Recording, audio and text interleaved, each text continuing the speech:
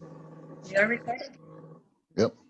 I call this council budget workshop meeting of February 11th to order at 7:06 p.m. Will everybody please stand for the Pledge of Allegiance? I pledge allegiance to the flag of the United States of America and to the republic for which it stands, one nation, under God, indivisible, with liberty and justice for all.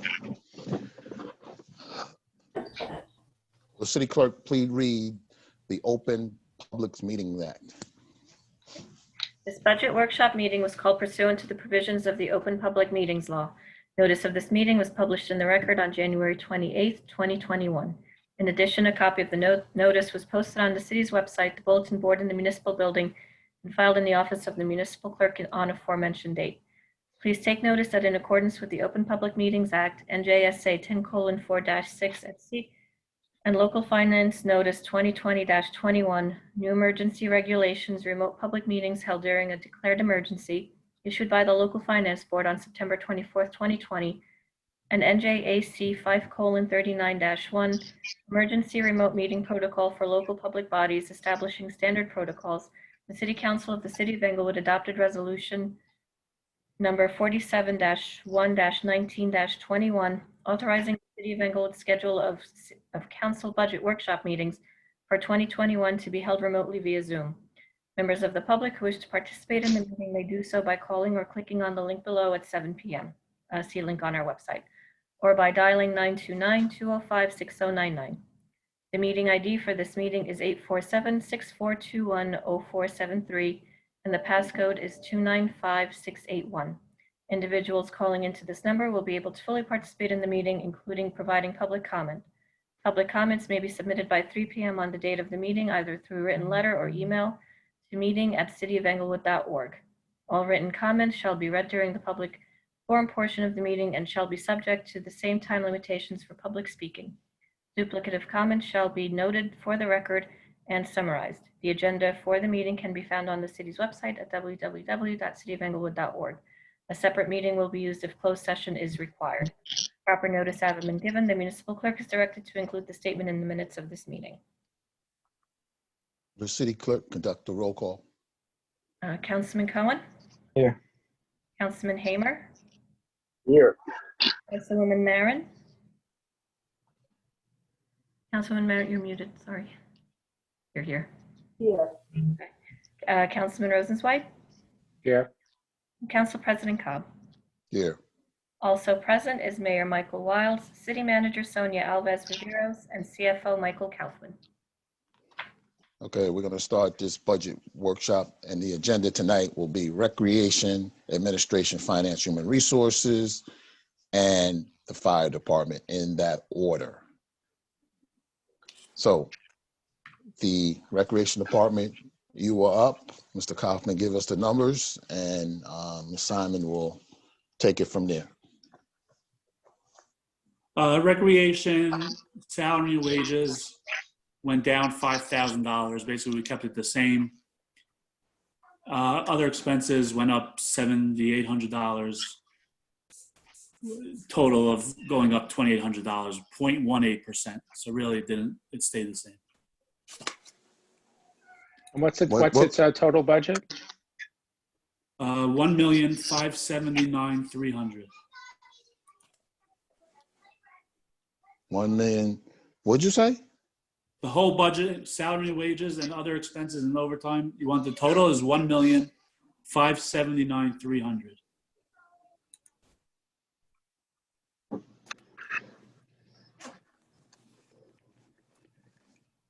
Okay. Revenues, just to bring it up. Revenues we collected.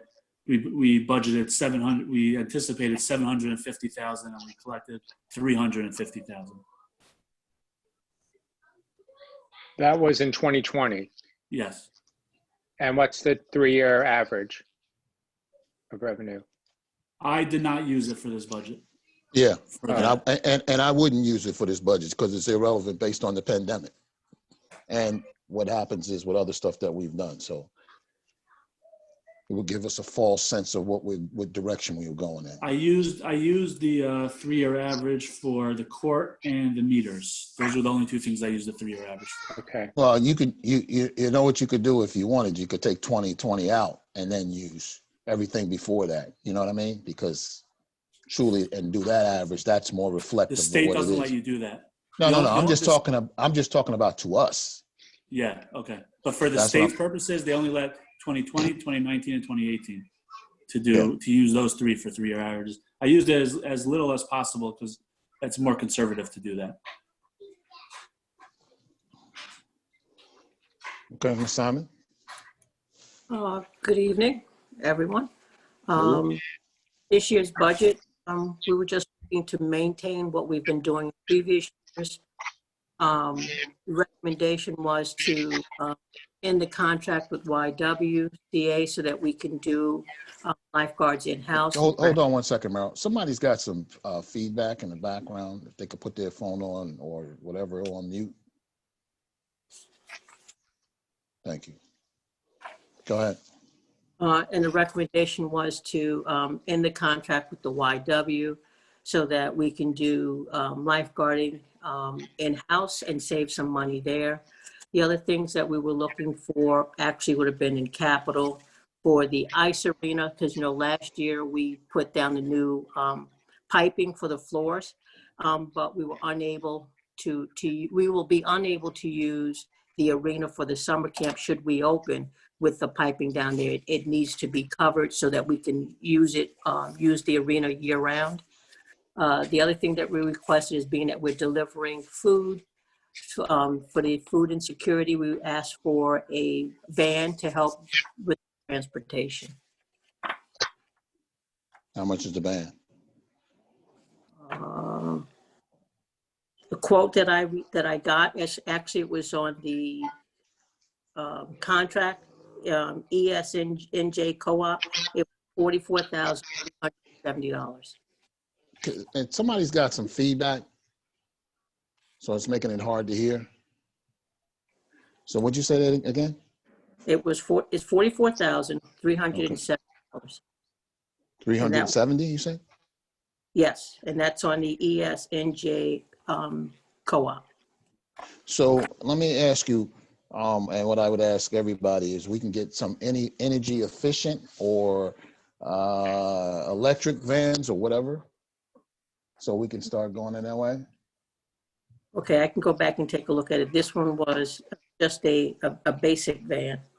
Yeah, this would be basic too. It's just energy efficient or electronic. Electric. Okay, I'll go back and take a look at it. Mr. Cobb, right now Yep. we're applying for a grant, Volkswagen, through a Volkswagen grant rather. I don't know necessarily that the vans are actually through Volkswagen, but they are for electrical buses. Okay. So I'll report back to if in fact we do get that grant covered. We're also applying for another grant for a minibus, actually for 2 rather. And I don't know that those are energy efficiency, but I'll follow up with Millennium or Millennial rather. Okay. All right. So we're trying to go more energy efficient. I think that's the way we should go, right? Yeah. Yes, at the very least, I think we need to get on the hybrid mode and then run through. Yeah. Because I'll have to talk to Mr. Volsi about what kind of infrastructure we have in place to, parking spots. Should we start dedicating spots downtown? Start out with 2. Well, we Forth and so have on. access. We have access, as I understand it, and as I know, in the parking garage, to plug in electrical cars. Right. So we have that. So since we are part owners in that garage, I think we could take advantage of that. Yeah. Okay, Meryl, sorry about that. Okay. That's it. That's all I have.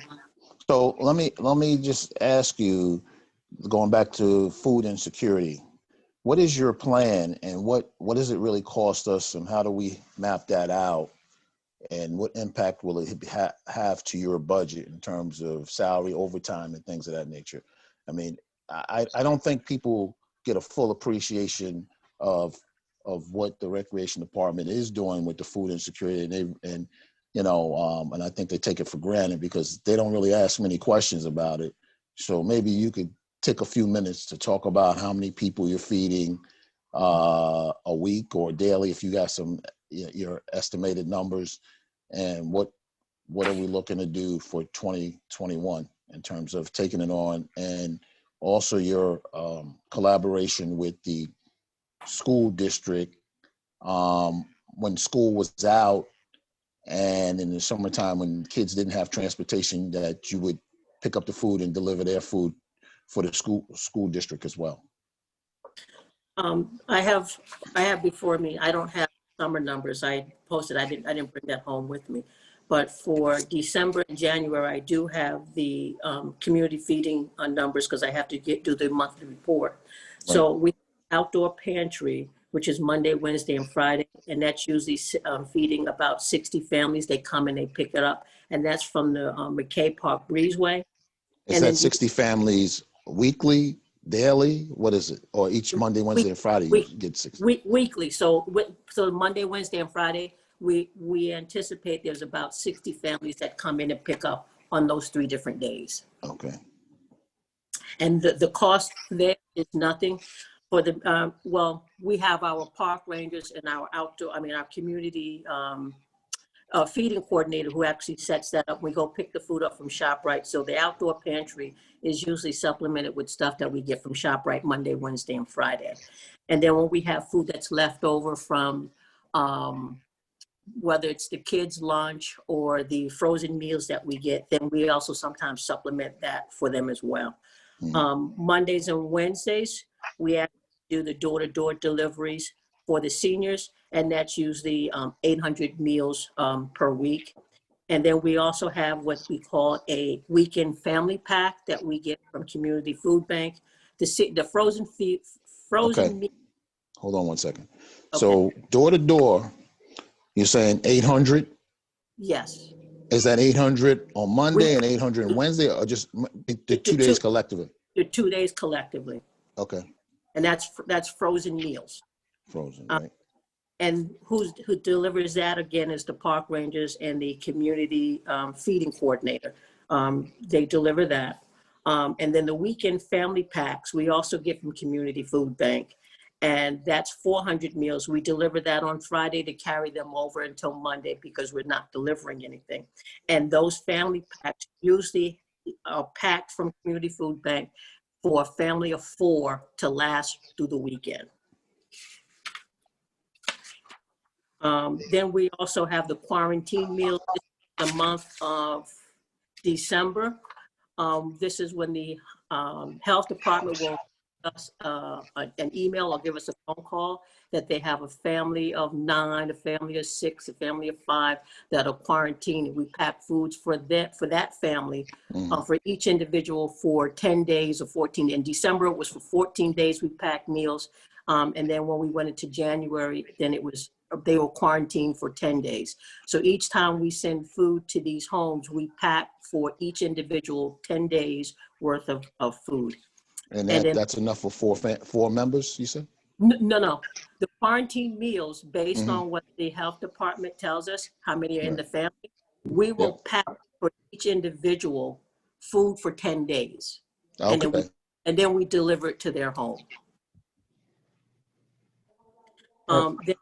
Then on Fridays, we go back to the complexes and we have grab and go meals. So that's usually 265 meals that we deliver. So we'll go to the various complexes and again, giving them the food. So whether that could be a combination of frozen meals, it could be canned goods and different things that we have collected along. And then we also have toilet paper and things of that nature that we also give the residents. So that's been running since March. When originally we started out, we were helping the Board of Ed delivering the food because originally they were set up where they only were going to give food at Whit and White Stadium and McKay Breezeway. And we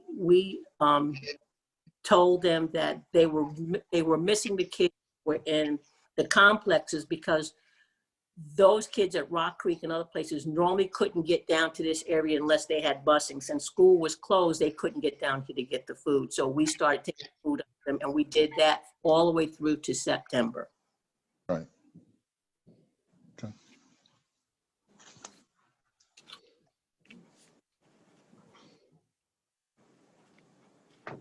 Does anybody have any questions for Mr. Simon?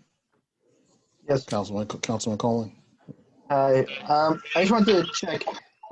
Do we have food options in this regard that are kosher options? We do have some, because there's been some families that have been quarantined that needed kosher meals or kosher food, and we do have, whether it's stable food, or we also had some items that we could deliver to them that was kosher, and we did deliver those, so we did have those meals. Thank you. Frozen meals were not included, but we had shelf-stable stuff that we can pack and give to them for 10 days. Thank you. Charles? Yes. So, thank you, Merle, for a wonderful job all this last year. In many ways, you kept everybody employed and alive and helping with those blind spots in Rock Creek by having the food delivered and using the rec personnel. The need for a van, I'm wondering, what would the van serve if, God willing, the pandemic is done and the food is restored and so forth? Are there other vans that the rec department already has? Is it something that you can see other purposes a year from now? Well, to tell you the truth, the van that I'm looking to replace is over 15 years old. I don't know if you have the pictures that are in the packet or not. So that was a van that we've kept, and actually it's used for maintenance for the most part, and it's really beat up. But this van is going, actually, yes, 15, because it's a 2005 Ford, and we had been looking for a van previous years. Just so that we can move kids around in the camp. So all we really had was one good operating van. And then the other one, the maroon one that we're using now, we're because it has no seats in it, we're using that to bulk up and put all of the food and stuff in it, so and it's maintenance. But once the insecurity is gone, then yes, that's something we can put back in that we can use for our programs. So you'll be able to retrofit the van for use for the programs for kids and everything else, replacing an old vehicle. Perfect, thank you. Mm-hmm. Judy? Just as a point, you mentioned were they contributions from ShopRite? That was or do we pay for the food? We don't pay for any of the food that we get. And that's partly because over the years, I would say the last 15, 20 years, we have been a participant in the summer feeding program. So when the pandemic hit, we were contacted to be an emergency food center because they knew our community needed it. ShopRite stepped in and actually were giving us, so we pick up Monday, Wednesday, Friday. They give us the food that is a day old or something like that. It might be dented cans, but we don't give out the dented cans. Then we get the pastries, we get toilet paper and things of that nature. So we pick up on a Monday, Wednesday, and Friday, and then we sort through, and then we put that into the outdoor pantry. So we don't pay for any of the food that we get, whether it's the kids' food for the after-school program, which they'll get breakfast and lunch. We don't pay for that. And that's because we are a partner with Community Food Bank of New Jersey, because of the summer feeding program. The frozen meals that we get for the seniors, we also get, that doesn't cost us anything. And those meals are very similar to Meal on Wheels. And the weekend family pack, again, because we have been a participant of the summer feeding program. So Community Food Bank gives us, we get food from 3 different, in that facility, we get from 3 different divisions for our kids, for the seniors, and for the families. And then well, tomorrow they're giving us additional produce and things that they'll give us once a month, so that they'll give 22-pound boxes of fresh produce once a month. So that starts tomorrow. Are there any other local vendors that, Because I know we've got a couple of wholesale produce companies here in Englewood. I was just curious if they helped us out as well.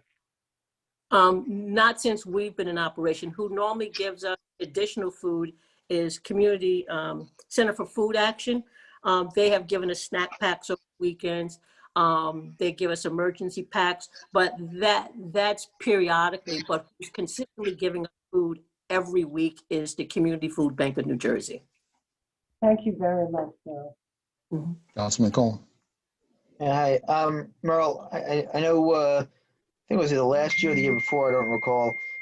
But some of the other departments that were asking for cars had brought to us the possibility of leasing cars as opposed to purchasing cars. And I think code enforcement was looking at that, and one department, I don't remember which. Have we done, just an analysis of whether purchasing versus leasing, makes sense for us from a financial perspective or usage perspective at all? I have not. This is the first year in a while that I have requested a vehicle, and it's primarily because of the food insecurity, and the additional van will allow us to get around town a little quicker.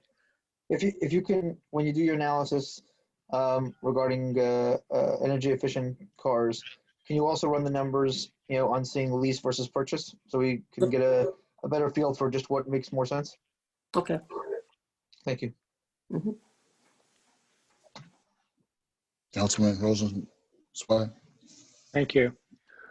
So when did the department pivot to help with food insecurity? Was that early March? If we shut down on the 14th, we went into operation that Monday. So it was a That Friday. was the 16th, yeah. The 16th, so I think it was a Friday. So that Monday, we were there because we had already connected with the superintendent, and they were going to start delivery that Monday. So we were from day one. Yeah, unfortunately, all those days are kind of etched in there. What metric are you going to use to pivot away from this? Well, How will we know when to stop, whether it be a year from now, tomorrow, 5 years from now? How are we going to know? When the people say that they don't need right now, as we're going into the complexes, people are walking up to the van and say, what do we need to do to be added to the list? We're simply adding them to the list, and then we'll contact Community Food Bank and say, you know what, can you increase our numbers? So once we see the numbers start to decrease and the demand is not there, then I guess that's where we can pivot away. But right now, when they're coming up to us and saying that add us to the list, I have to call Community Food Bank and increase our order. I would just simply say, as long as we have people hungry and we have the ability to do that, that's when we're going to do that. I was there when Merrill started it and encouraged it. I was contacted by the Board of Education, and it's simply because the board was not delivering the food to the houses, and Merrill had availability with the park rangers, so they were reaching places where other people wouldn't reach, because the kids couldn't walk from Rock Creek to McKay Park or to the parking lot at the middle school. So I'm going to say, and I'm going on the limb, as long as we have this situation, we can support it, we should, and I believe we would. These people are a part of our community here, and the way the community is built and the way kids live in certain places that have no access, if we could provide access, I don't look at it as a pivot. I'm looking at it as it's more than a pivot. That's a whole undertaking for people. So I think it's a conversation every year we should have, but we need to understand that this is something that's didn't happen overnight, and it's not going to go away overnight as well. Mr. Hamer? Sure. I do have a couple of points. One relative to the point that was just being discussed. I think that we as a city need to have a comprehensive conversation. I know that various members of the council and city administration have spoken to some of the agencies that have come together and created a safety net, and umbrella organizations created a safety net that was much needed and on time.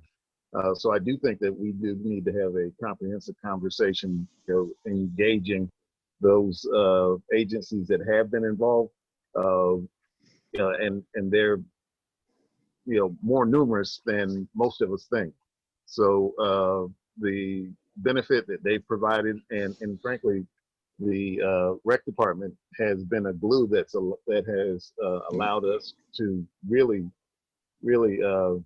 supplement what's been going on, from Coach Dion to St. Cecilia and Metro Church, and I don't want to leave anyone out, so I'll stop right there. But there are other organizations that have absolutely made a difference in Inglewood, and the truth of it is, people are going through things now that some of them never thought that they would have to, and frankly, none of us thought we'd ever have to see. So food insecurity is real. It's here, and I'm glad that recreation has been able to step up and make that difference. That need will be the switch, and I don't think it's going to be a pivot necessarily, because I believe that when we go back to programming, when people can interact, it will be a while before we work our way out of this food insecurity. So I do believe that there will be a greater need for city services, and directly by the recreation department, and maybe some other way that we need to figure out how to play. But I think it's going to be an overlap, and I think we just need to do some thinking and planning and work with some of the organizations in town and frankly out of town as well, who have stepped in and made a gargantuan difference in ways that most of us aren't aware. So, relative and directly related to recreation, what needs are we experiencing? I know it's a transition to Zoom, and I know you've done a phenomenal job, and your department has done a phenomenal job with supplying some Zoom related activities. I see that having to increase until we can get back out and interact again. But in your mind's eye, what do you see as the needs and things that we can supply, Ms. Simons? Right now, the focus is on the food insecurities, because I don't see in-person coming into play anytime soon. I do know we also have a learning pod that we have for some of the parents who need to go to work and can't stay home and keep an eye on the children, make sure their work is done. So, but we limited that. Even though the state gave us the license for up to 45 children, we didn't feel comfortable going any more than 10. So that's where we're at now.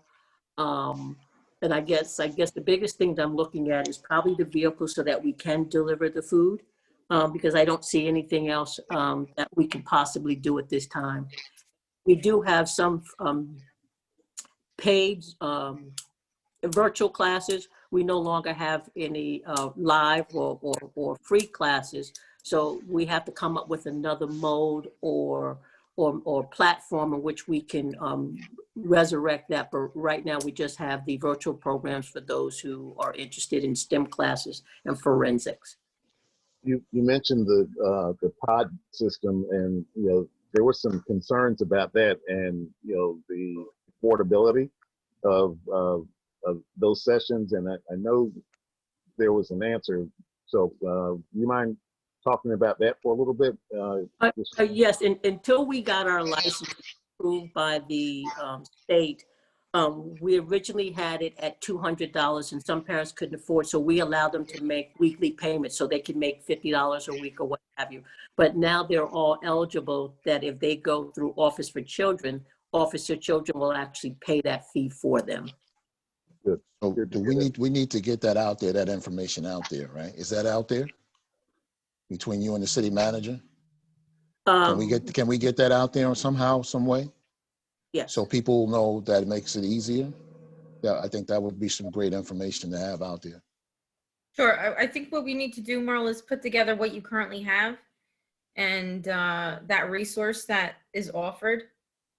Part of this conversation too is that yesterday we had our COVID team meeting and we talked about reopening of programs for the spring, and Ms. Simons will need to plan accordingly. So we have an ongoing conversation with Mr. Federico about if and when any sort of in-person will take place for programming. Okay. Mr. Heyman, are you finished or you got some more? No, I always have more. So the other concern I have is relative to lifeguards.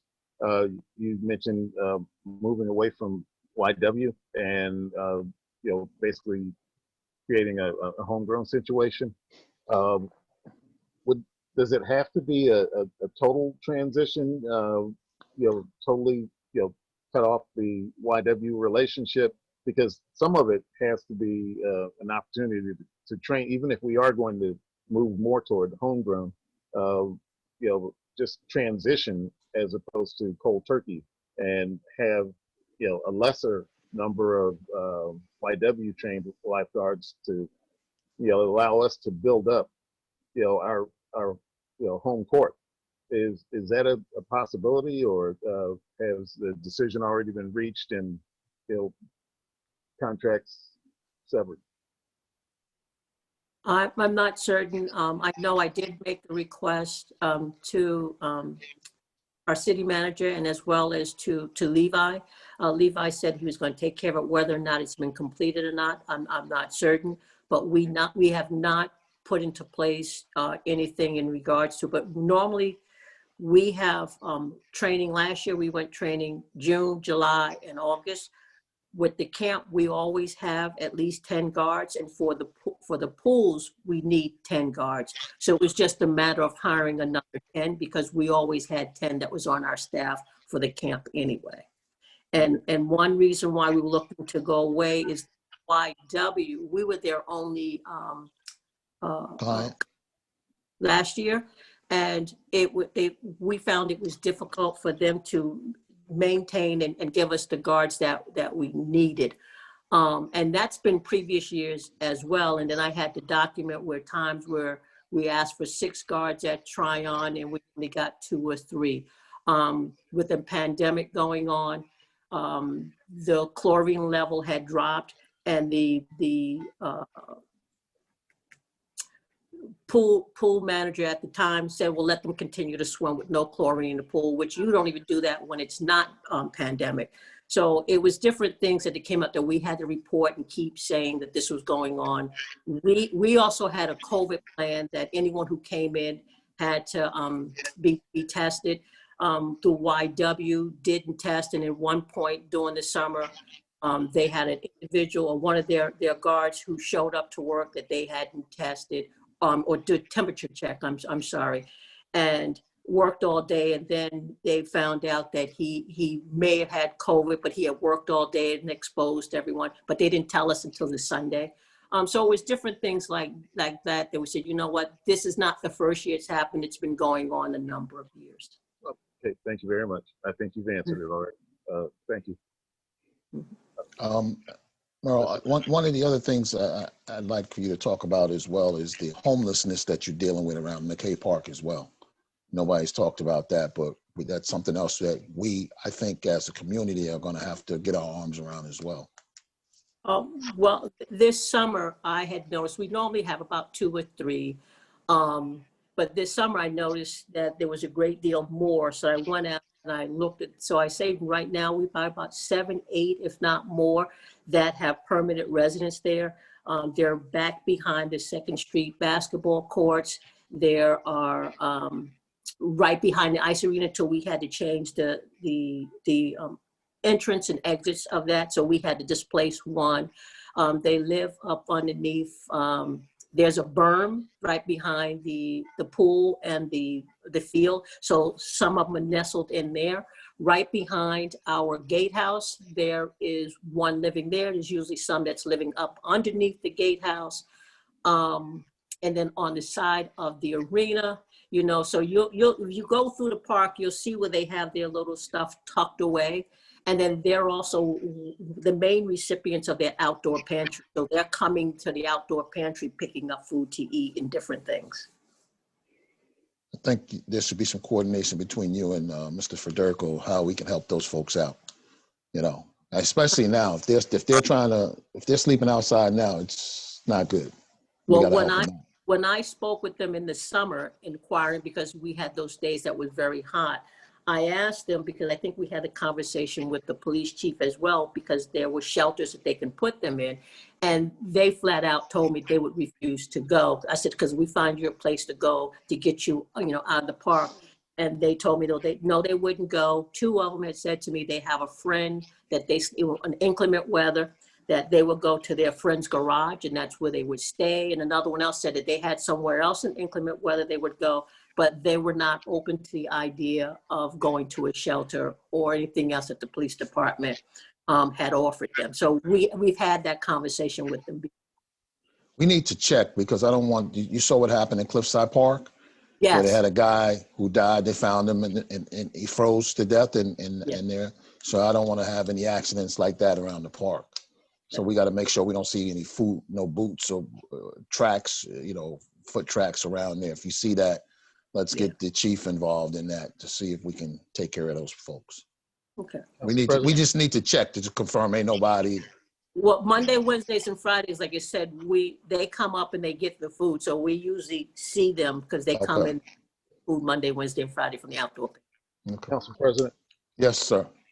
I would suggest that we make some sort of outreach to the county because that's an issue much larger than, you know, we are positioned and able to handle, you know, correctly. I think they may have resources and the social workers to assist, and you know, and I'm quite sure that there's a level of comfort, you know, being here for different reasons.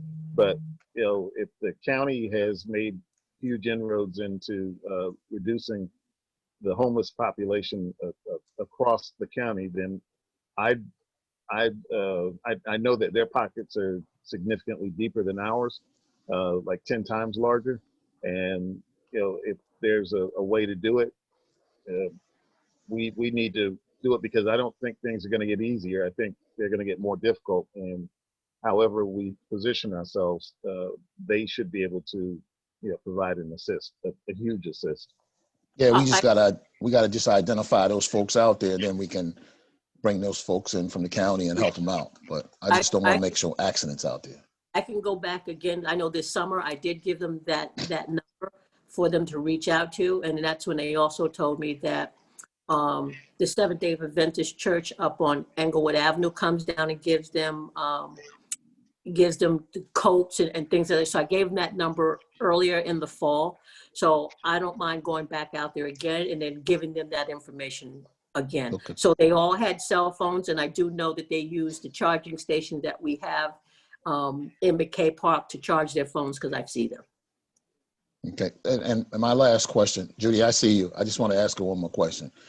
Getting back to what Councilman Hamer said, because of the pandemic, do you think you have the right infrastructure from a technology perspective to service your programs the right way to make the outreach to people? I think what I could use is some additional information or help with the technology, especially if we're going to go back and do free programming. We would need to have controls in place, because we had a couple of incidents where our vendors, I want to say, went off script. So in consequence, what we did is that we didn't have control mechanisms to shut it down. I know Facebook, if our DJs, if they're playing songs, Facebook would automatically shut that down. But we need that same mechanism for those who are live to do that. So right now, that's just a platform that it's not being used, but we could use some help in the technology aspect in those platforms. Okay, all right. What was it, Judy? Sorry, Yeah, Judy. Go ahead. I want to underscore what Mr. Hamer was talking about. I don't think, I mean, there's a huge, mental illness is a major problem among the homeless population. And I don't think, as wonderful as Ms. Simmons is, I think she has to be careful dealing with some of these people. And I think that there's tremendous fear about entering shelters. I mean, I came up against that in my previous life. That's why it's so important to have mental health professionals involved. Certainly, our police department, we just heard Chief Suffolk say they don't have social workers or mental health professionals on their staff.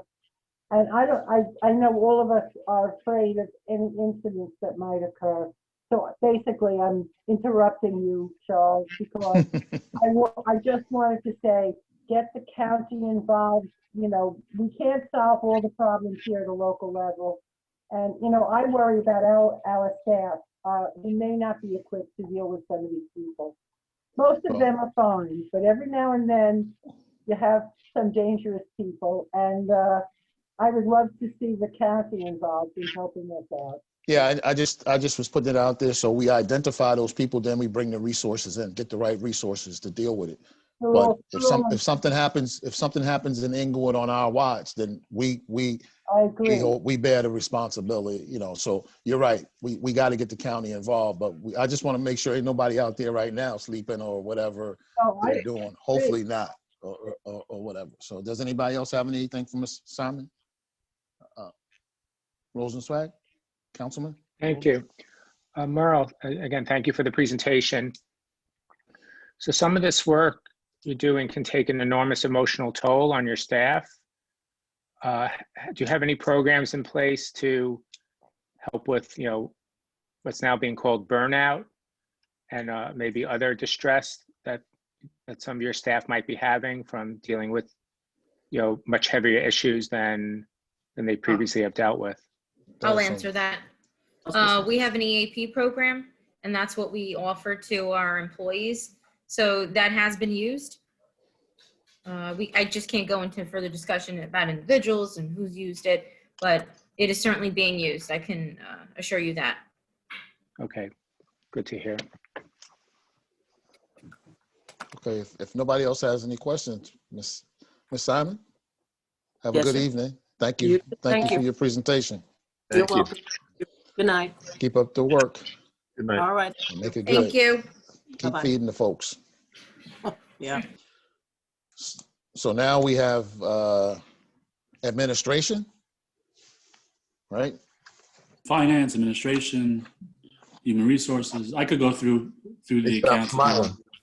They both stopped smiling. I'm not sure what's going on. I always smile. Let's go. City manager. I'll go quickly. City manager went down $16,300 in total.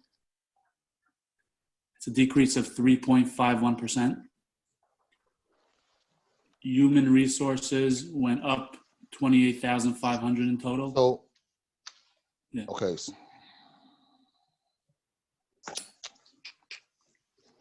Hold on one second. Shit.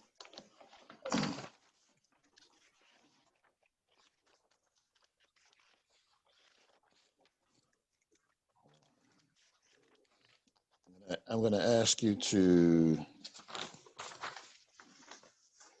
you said administration went up, down, Mike? Could you repeat that, please? Went down 16,300. 16. Okay, go ahead. Sorry. Human resources went up 28,500. It's 10%. Why is that? What's the increase due to?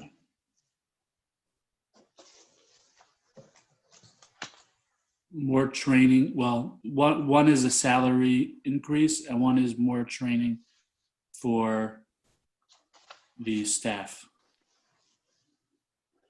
Salary increase and training? Yeah.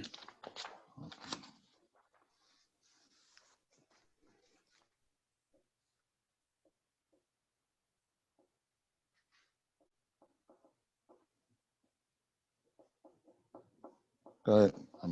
Mayor and council went up $12,000. No, that was just an ask.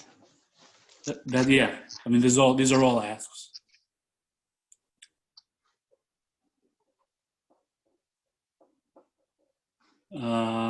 City finance went up $3,000, 0.46%.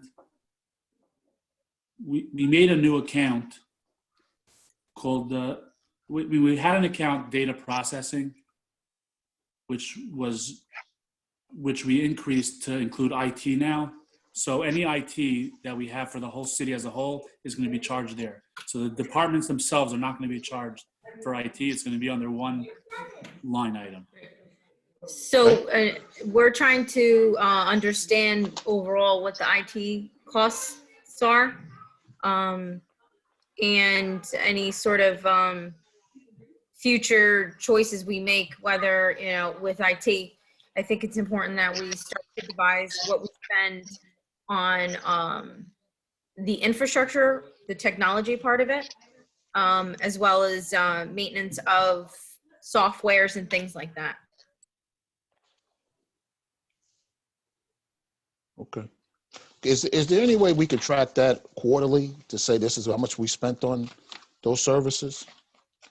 We can do that now that we have our own budget allocated towards that, because before it was just thrown everywhere and Yep. trying to go through, let's say somebody charged a computer to a miscellaneous account. It's not very helpful. I mean, Right. we could try to get it from the vendor and get a vendor report, but that doesn't necessarily then break it down, Mhm. by the actual commodity of what you're trying to buy. Sonia, this is Wayne. Is there any way that, since we're going to aggregate everything into one account, that you can do it with sub-accounts so that we can determine where the charges are coming from? Yeah, Like a Edmunds course, automatically. We everybody have- has a course center, right? Well, we have a Right. line for like equipment. We have a line for services. Software. But- But we don't have for each department their own separate. Well, we should have one for each department, a line. They should have an account number that comes into a course center that says, when you see that number, you know it's charged to police or fire or whatever it is. It's just easier to track, and it should tie back to their budget number. So that way we can track the action and see what departments are doing what. But that's not necessarily the purpose of what this new budget is going to create. Because let's say the police department needed to buy all new laptops, that would then get charged to them directly out of some sort of, but this is Yeah, more but of you an can- overall. Yeah, but you can also, you can still note it there, and it's how it gets paid and how it gets charged back to the they call it Okay. The chart of accounts. intercompany, right? So Michael, I know exactly what we need to do. In Edmonds, there's at the bottom, it's a key term that we use, because you can pull up reports using that key term. Like, for instance, I used it during COVID. So if we create one for each department, and then when people go and put in there, they can identify that. I'll have to tell you and show you what it is in Edmonds. Okay, but we can't do an account line by Department. The state doesn't. The state has their chart of accounts where everything has to be what the state says it's going to be. We can't No. add. We can do, but we're talking about internally. I'm not talking about the state. Yeah. However you Right. want to send it to the state is on your own. But Yeah. if we say, how much money have we spent on IT purchases? Push the button and say 250,000, and here's a breakdown of every department. We can do that. I'm not telling you to change what you do to the state. We just Okay. want to make it so we could get that information. It's just lets us kind of know what we're doing here. There's It's a just coding helpful. for that, Michael. Yeah. So Okay. I'll help you figure that out, that we could segregate those charges. Yeah. I think it'd just be helpful to us just to get a sense of what's The going on. the same way we're looking at IT costs, whatever these are classified as soft costs or what, but we need to do the same thing with fuel charges, make sure that we can Well, we apportion meant, whatever goes to, DPW versus fire versus, We have police. that. We do that yeah, already. well, you remember we had that problem, because we already had that problem before. Yeah, we do that now. That's the point. So I'm just saying it's the same idea. Right, The same right. idea behind it. And the same Right. thing that we should be doing with capital. It gives a false number for departmental spend if, we're going to aggregate cost away from them that they're directly responsible for. So I just want, there to be, however we track it internally or if your chart of accounts, allows for it, to make sure that we know what the picture is and we can assign whatever those costs are where they originate. That's all. Okay. Okay, Oh, sorry. go ahead. No, I was going to continue. If you want. Okay, yeah, go ahead. If that's you, between you and Sonia, yeah. Yeah, tax collector went up $4,000 total, which is 2%. Tax assessor went up $5,000, which is 2.2%. That's finance lines. If you want to go through the other lines, like the miscellaneous lines, like legal, and you want to go through that stuff now, or? Whatever Sonia feels is relevant to the budget for us. I think that's an important point that Michael makes about going through the legal stuff. Well, yeah, we can talk about legal, but before we talk about, if we're gonna talk about legal, I'm gonna say, have we paid all the bills so far up to the last month? We've rectified that. So we have some bills that they have not sent to us. So there's no issue with that. And we're in constant communication with our legal counsel. So that's squared away. So what you're saying to me is you're just waiting in receipt for the bills from them. That's As far as correct. And we the have some bills- pending payments. Right, okay, all right, so. And do you have the number off the top of your head, Sonia, what the number is? So when we see it, we'll know what it is? The amount that we haven't been billed yet, it's about 70,000. And then the other, Michael, we have some pending vouchers out there. That was a total of, hold on, I just had that here. Let's see. We contacted all our attorneys, said, have anything outstanding from 2020, please get it to us now. Anything that we didn't pay that you didn't send us. So we're Added here. we're working on it.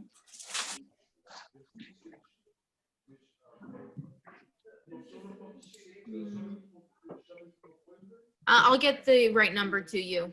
But Yeah, I that's do okay. recall that what hasn't been billed, it's about 68 to 70,000. Okay, Otherwise, there's some pending vouchers that that's we're fine, aware of. that's fine. You can continue, Mike.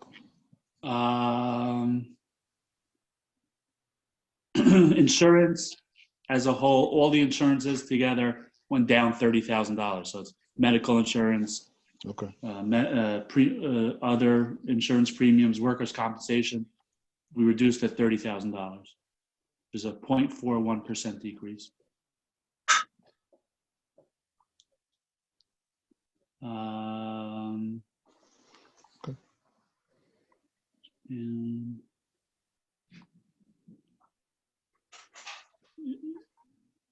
utilities, most of them are the same. We added 20,000 here, 10,000. We reduced it, whatever. Mhm. If you want me, I go through each utility, but basically it's No. they're the same as last year. okay, BCUA for the sewer, I did an estimate of 6% increase. If the bill, we still have not received it. okay, The treasurer that worked there left, so usually we would get it in the first, 2 weeks and 3 weeks into February. It might take longer now, okay. and that bill could go up, go down. It's Did you say you estimated it though? Did you do Yeah. an estimate? What'd you Yeah. estimate it at? 6% increase, just to be safe. And what's the number? 165,000 increase, Okay, for a total of what? 2,895,000.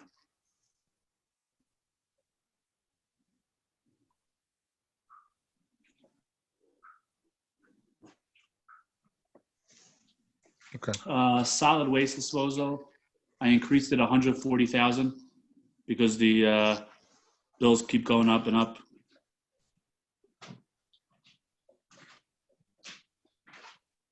And debt as a whole went down $250,000.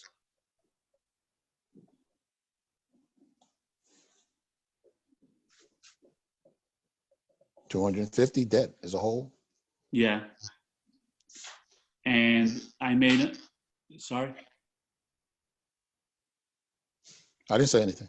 Oh, and reserve for tax appeal was not 650,000, it was 600,000. That's how much we've been putting in every year, 600,000.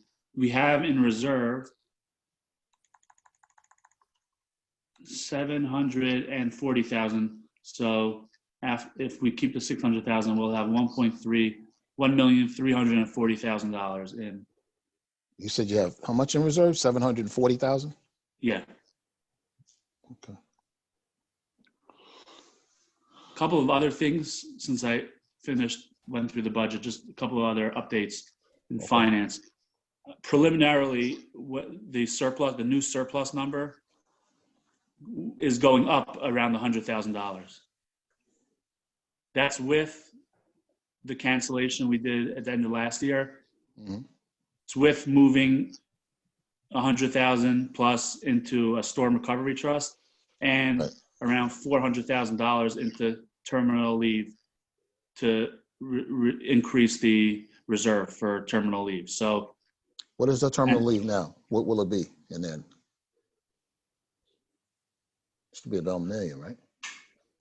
give me 1 second, I'll look it up.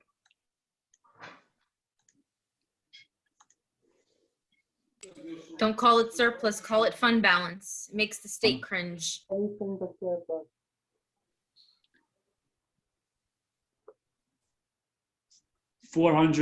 $471,000 before we do anything through 12/31/20. We have 471,000. 71,000. Okay. And you adding how And much? and 600,000? because of this, sorry. I'm sorry, you're adding how much? 650,000? Or That's 600,000? that's the number we've been putting in yearly. So we'll be at 1,071,000 terminal leave this year? $1,130,000 around, but then we're adding another like 400. So we'll be at $1,500,000. Wait a minute. You just said the terminal leave right now, currently you have 471,000, right? Yes.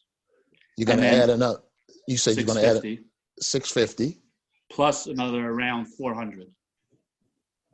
The 400 is at the end of last year. I did a memo to the council saying we're gonna that I plan on depending on where the numbers came out, Mhm. putting money into the reserve for terminal leave since the liability is so high, putting some more money in there.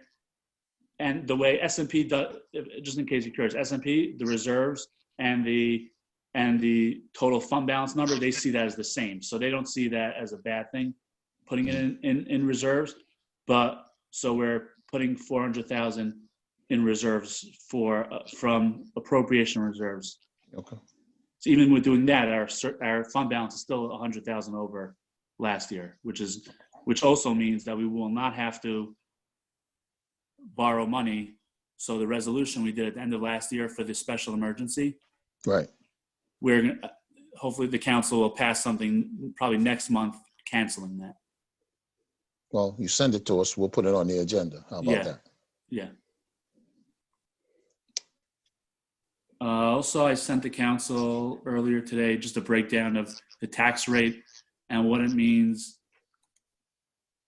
if, with the average households, their assessed No, value. now I saw that, but that's not what I was looking for. Last year, our tax was 6 point, whatever the number was, right? It was 6.45 or something like that last year? No, last year was under 2% increase. No, I'm not talking about the increase. I'm talking about property taxes. What the percentage on that? The increase over the previous year or what the numbers, No. what the rate is? What what the number is every year, right? The taxes is 5% or 6%. What's the number? You know, I last think year it's was much what? lower than that. I think it's like 2.6 or something. No, I don't think these numbers are correct. that's not 2.6. Michael, the last couple of years, we were like at 6 point something and 6 point something else. It went down from that. This year is 1.95%, right? No, that's the rate. That's the increase Yeah. that we're paying. Like, That's the whole out- rate. what are we paying the rate that we pay your taxes are 6% times whatever your assessment is on your house to give you the number. It's the municipal rate is 1.257. I'm going to send you something. I'm going to find it and send you what you Okay. sent me. Okay. Are these numbers that you gave us, are these without the school tax included, or, because I know these numbers are too low, and I don't Right. understand. He's saying that's the municipal, Judy, but he's not talking about all in. With the Okay, school, Right, the municipal and all that, when Yeah. you roll it all together, all three, what is it with all three? That's what you want to know? Yeah. That's Okay. what I want. I want to know the whole, I want to know the whole ball of wax, not just, Okay. yeah, that's what I want. Okay. Now you see what I'm talking about, right? Yeah. Yeah. Oh, That's what- not just okay. not just the municipal, right? So that's my fault for saying it wrong, but yeah, the whole thing. Okay. Okay, now I so understand. when you get a chance, okay. You got Yeah. any more numbers you want to give us, or you want to throw it over to Sonia and let her I finish? think we're good. I think I'm good with my numbers. Okay, well, Sonia, you're up, and this is your first one, so Not my first, but first. your first ring. one here. Your first Yeah. one here. So everyone received my packet, and typically what I like to go through is past year's accomplishments. I know I was there probably a whole little under a month, but nonetheless, we started to work on a couple of things that I'd like to just highlight. So first, one of the important things we started to do was develop a communications plan and how we want to make sure that we get everything we can out to the residents. Secondly, we started working on some standard operating procedures to make sure that we start to review services, contracts. The other thing is we also started to, I started to at least meet with all of the department heads to talk about any sort of succession planning that may come into play. That obviously will affect the budget with regard to retirements, and just like as Michael explained, creating those reserves is equally important during those turnovers, if you will. I also started to develop new meetings with all of the department heads, of course, to try to establish policies and procedures so everyone's used to engaging and having some roundtable discussions about what my expectations are. So those are some of the things that I started to set up, as well as working with Michael about creating a centralized purchasing system. Michael is the QPA. I'm a licensed QPA, but I do plan on helping Michael to develop a more centralized center, if you will, so that one, we're looking at all our contracts, we're looking at our expenses, and if those services are working for us, and making any modifications, of course. Now for 2021, more importantly, we're moving forward, and moving forward means working with all of my department heads individually to identify issues in their department, things that are working, things that are not working, of course. As you all know, in the police department, we have the Bergen County Prosecutor's Office in there, and that's going to be a very important way for us to move forward on many things that are happening within the department. The other goal for 2021 is to work with all of you to make sure that we identify key infrastructures that need attention, our buildings, our streets. I want to make sure that I work closely with Mr. Volsi on implementing a 5-year capital plan so that the public is well aware that 2021, 2022, up to 2026, basically, this is what you can expect that's going to come out of the city. Then additionally, I want to make sure that we start to create better systems to reinforce record keeping, and that we keep up with a lot of that that has sort of kind of been on the back burner, and that's records retention. And I'll work closely with the clerk's office, making sure that we create a new system for that. Another key, very important item for our budget, of course, is contract negotiations. All of that pretty much is up. I know some things we're trying to fine tune, but pretty much everything is up, and we need to start working on that. And I'm very mindful, of course, our spending. I know COVID really hampered a lot of what happened, but I commend the city for, I don't recall that there were any furloughs or any layoffs, and we're hoping to make any adjustments. So for example, if there's someone leaving a department, I work closely with the department head to try to identify to see if that position could be filled, or if we could use our current talent, which I'm a huge proponent using current talent, and that if there's interest that we cultivate that talent within each of our departments.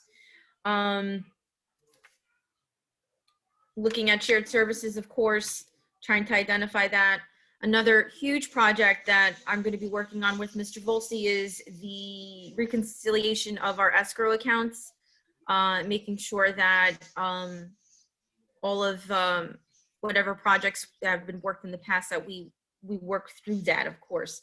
So those are, it seems like a lot that 2021 is going to be that we're going to deal with, but these are really important things that I think will set a precedent for future years for the city. So thank you all. If you have any questions for me, I'd gladly answer them. Or Anybody me. got any questions? Anybody got any questions for Ms. Alves? No? Councilman Rosenzweig? Yeah, I know you've touched on this before and just was mentioning it again, but can you be a bit more explicit exactly like what your vision for our IT services is? As far as the overall, Like what would be front facing for a resident when they come onto the city website? so what we're trying to do is have a lot more of a transparent factor to our city website. So for example, one of the huge issues we have is the clerk's office is inundated with Oprah requests. So we're trying to create systems that people can go onto our website and simply look up a tax card, permit. They can look up permits pending, on a property. Realtors keep hitting us pretty hard on those things. And those are very repetitive, but they take a lot of time, of course.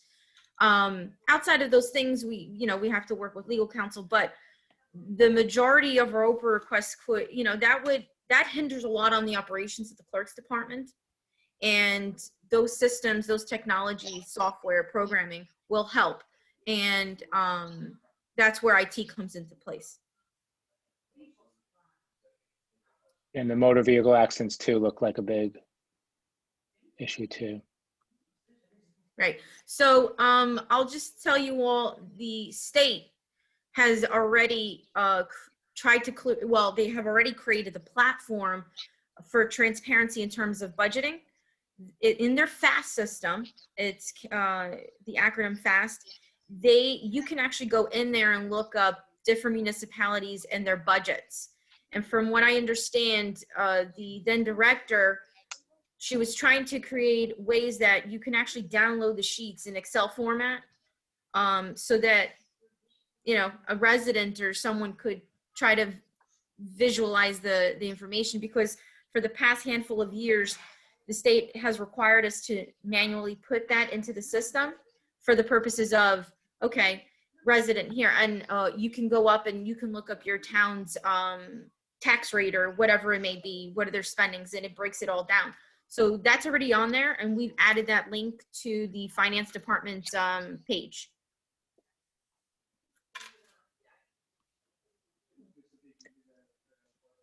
Okay. Yep. Just some other questions. When is the budget due? We submitted to DCA?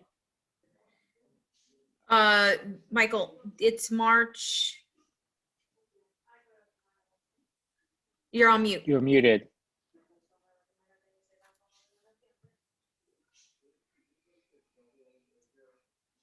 Let me tell you the exact date. There was a local finance notice that we sent out. They tell us by February, but then they always move it.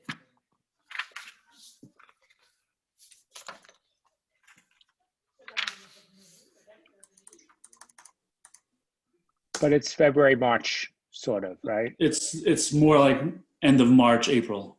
Right. Okay. Because I brought this up before, and I know I'm a bit obsessive about it, but I'm very, residential values have gone up because people have been fleeing the city, and home values are much higher in Englewood. So I don't think we're going to get any appeals that way, because I think people's homes are more valuable than their assessed number right now. But I think with the downturn in the central business district, I'm very concerned that the business owners are going to file for tax appeals, and that $600,000 with an additional $700,000 reserve is not going to be enough.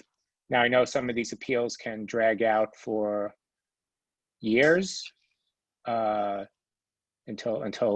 you have to pay the piper, but I'm advocating putting more money in reserve in case we have more appeals than expected. Unfortunately, the appeals are due April 1st.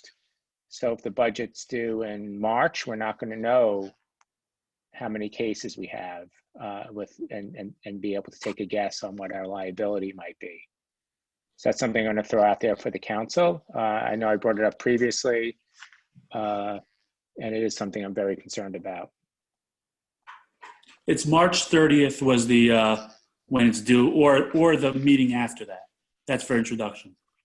So, And appeals are due April 1st, so we miss Yeah. it by 2 days. I did a little analysis about that. Residential, like we went through a little last time, residential is 70%. Apartment is 7.78. So I'm not going to include apartments because apartments are going pretty well. Rental market is fine. Commercial and industrial take up around 21%. If let's say 10%, they want 10% back, it comes out to almost $1.2 million. That's every single property in Englewood, 10%. So every 10% is $1.2 million. So I'd wipe out our But reserve. that's if every single, But we have that's almost 500. impossible because not every house is going to file an appeal. yeah. This No, is You're not this is 500, just businesses. This is just Right. businesses. 501 commercial properties and 126 industrial properties.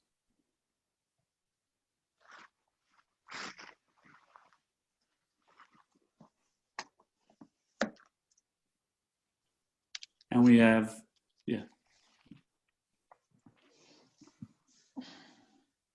Michael, how many industrial? 126. Go through that again, Mike. 126 industrial. And How many commercial? 501 commercial. And these 627 properties are responsible for 21% of Yeah. our tax revenue. Yeah.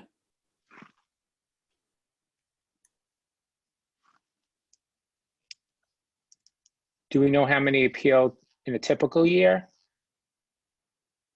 Offhand, I know the attorneys would know that offhand. Bill Bailey, we can have that conversation with him on Okay. Tuesday. Excellent.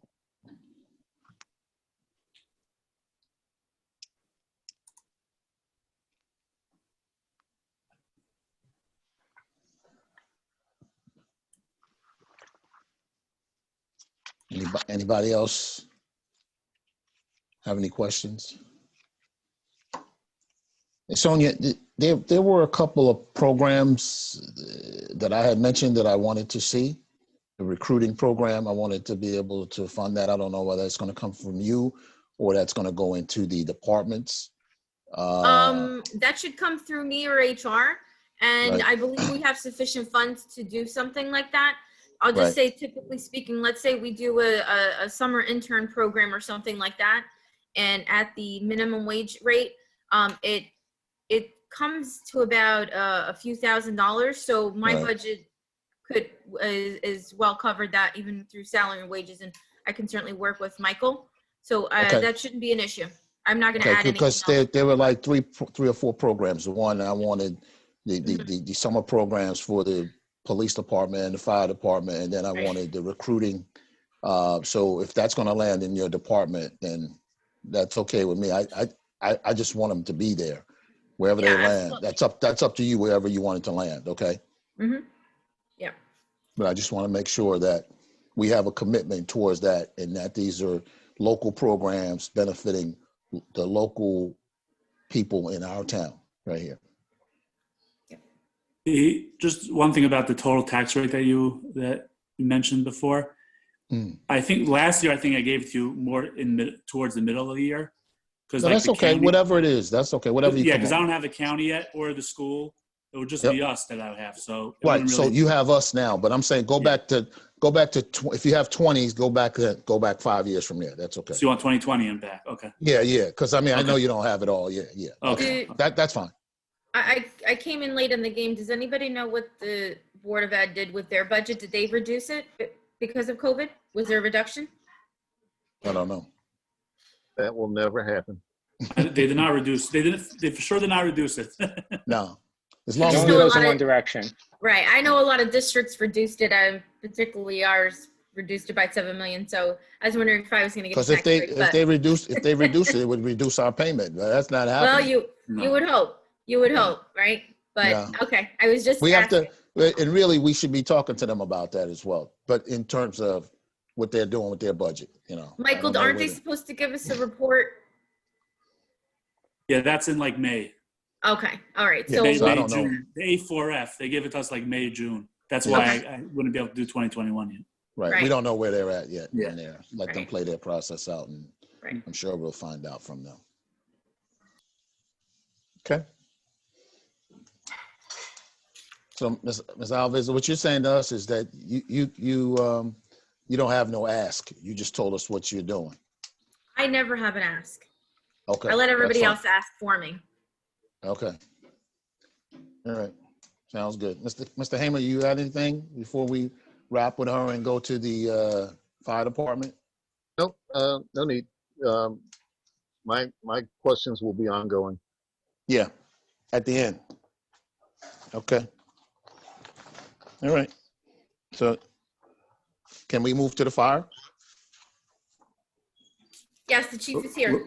We're off the hot seat. Yes, you can No, start with. no, we're not Never. done. You're never off the hot seat. You're just off the seat right now. But you can start with the chief, the fire department. You can start with that. Your numbers. Yep.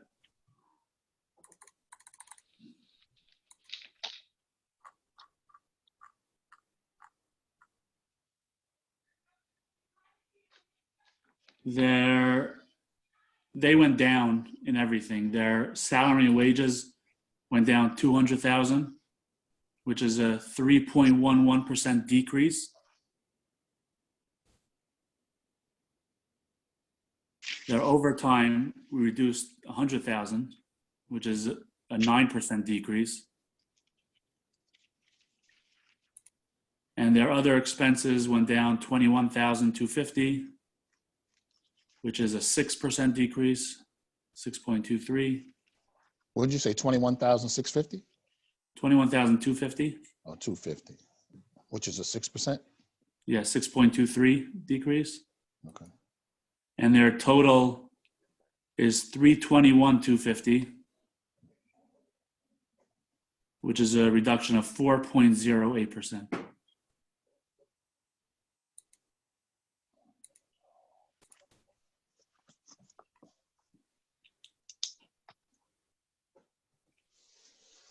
Wow. first time. Okay, let's go. You finished, Mr. Kaufman, with the numbers? Yeah. Okay. Chief? Yes. Good evening, Mayor, governing body. Thank you for accommodating me and adjusting the schedule. We had a second alarm fire earlier that prevented me from coming on at 7 o'clock. I'll start with that throughout Excuse me, Chief. 2020. Sorry, I'm Chief, for interrupting. Is everyone okay at the fire? I don't want to brag, but and I'm not speaking for please. myself.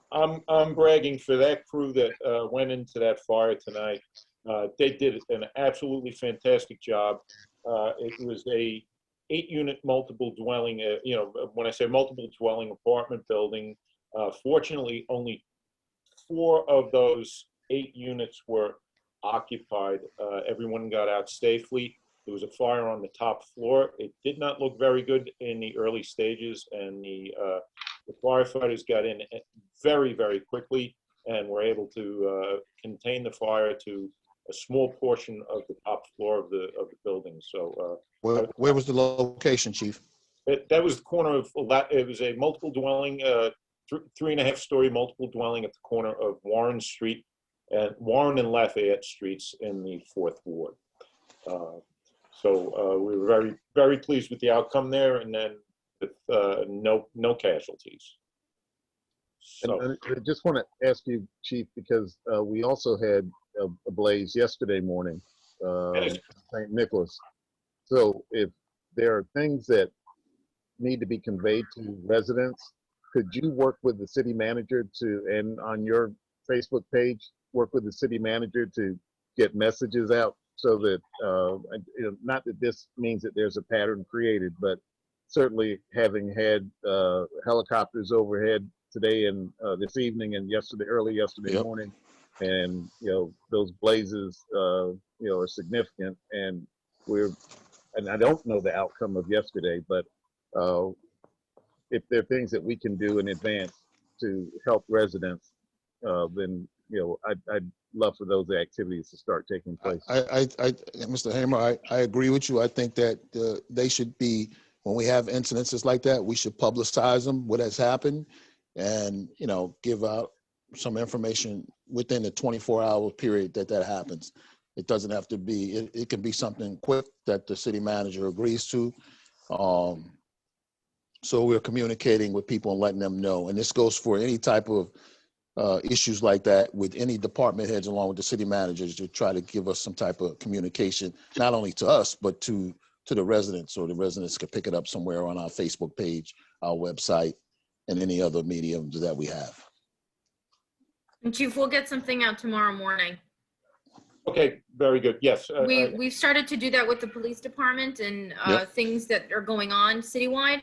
So we'll just start getting in the practice too with your department, that if there's something significant, that we within 24 hours get it out. Of course, yeah, and I did convey yesterday, the information regarding the fire on St. Nicholas Avenue, in particular, as in that case, we have certain fires that just automatically require us to make notification to the prosecutor's office, only because it falls within the parameters, certain parameters of notification to them. Not necessarily meaning it is a suspicious fire. It is just certain types of fires. They want to be notified. They make the decision whether or not they want to respond. And I actually had a conversation with one of the individuals from the prosecutor's office, and I asked them if they could jokingly, if they could rename the trucks that they come in with, because it says crime scene unit, and I'm well aware once that comes down the block that people their antennas go up and become quite concerned. So I'm aware of that, and I'll make every effort to keep the city manager informed as best as we can, and also with the understanding that oftentimes it's difficult to quickly get that information out when we're in the midst of a working fire. But again, I will make every effort to do so. Any other questions regarding the fires, or shall I continue or move on with the budget? You can move on with the I budget. don't have any further. I'm sorry? I don't have any further questions Okay. unless there's some other fires that you want to share with us, information. We just had a small one handled very quickly and effectively, Parkview Terrace. So that was much smaller fire and didn't draw as much attention. Thank you. Yep, you're very welcome. So throughout 2020, the Englewood Fire Department answered a total of 2,401 alarms. In addition to fires, alarms answered by the department, including a wide array of emergencies, including motor vehicle accidents, natural gas emergencies, electrical emergencies, and technical rescue incidents. The department's most valuable resources are its personnel, which consists of a uniformed force as well as a civilian staff.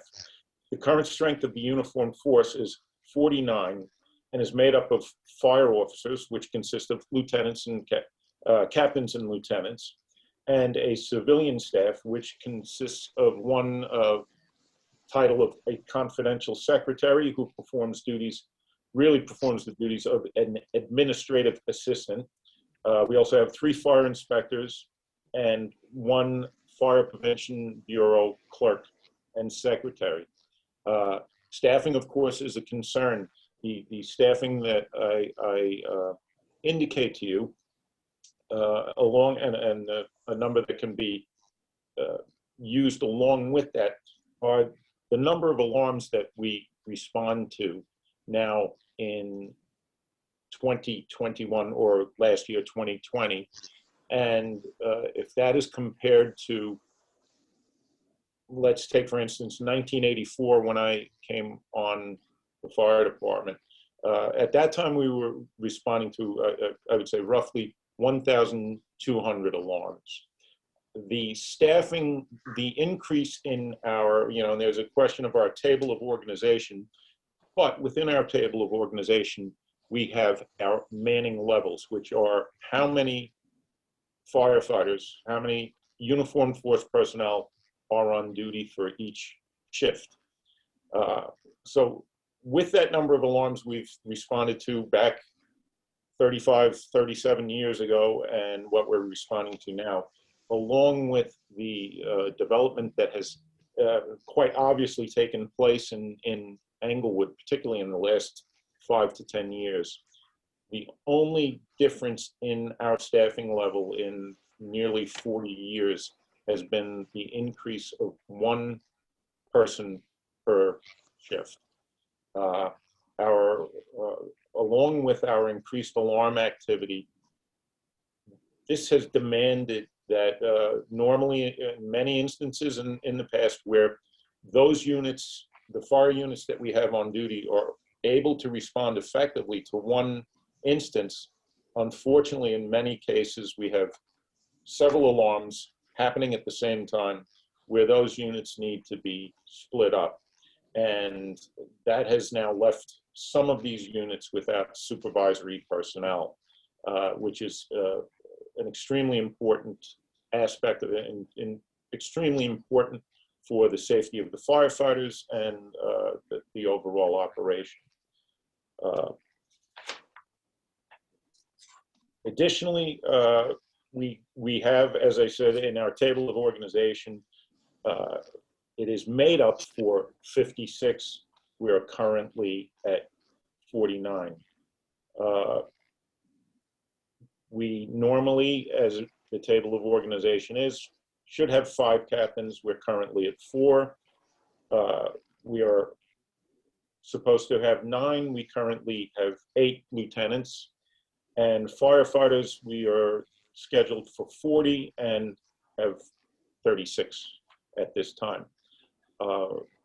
A recommendation that has been made is that we are always prepared, that there is a standing, what we would refer to as an eligible list of eligible candidates who have already gone through the entrance exam process, promotional process for each step within the department, and that we have a standing list so that we can effectively and efficiently make these changes. It's inevitable.